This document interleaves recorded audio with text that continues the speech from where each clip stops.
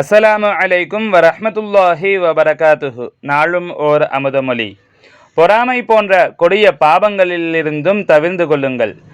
பாவங்களில் மிக கடுமையானது பொறாமை. பிறரின் மீது பொறாமை கொண்டவன் தாழ்ந்து போவான்.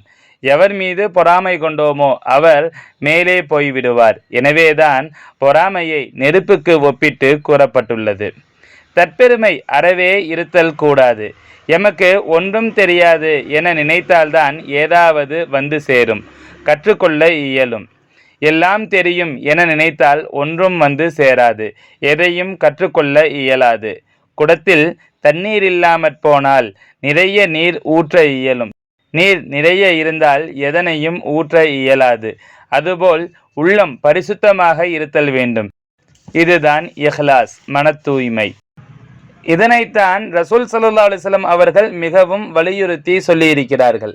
சங்கைமிகு ஷேഖ்நாயகம் குதுபுஸ்ஸமான் ஷம்சுல் உஜூத் ஜமாலியா சையீத் கலீல் அன் மௌலானா அல் ஹசனியுல் ஹுசைனியுல் ஹாஷிமி கத்தஸல்லாஹு சிர்ரஹுல் அலீம் அவர்கள் 13/11/1995 அன்று திண்டுக்கல் டாக்டர் அப்துல் ஹக் அவர்களின் இல்லத்தில் நடைபெற்ற ஏகத்துவ மெய்ஞான சபையின் சிறப்பு மாதாந்திர கூட்டத்தில் ஆற்றிய ஆன்மீக சொற்பொழிவில் இருந்து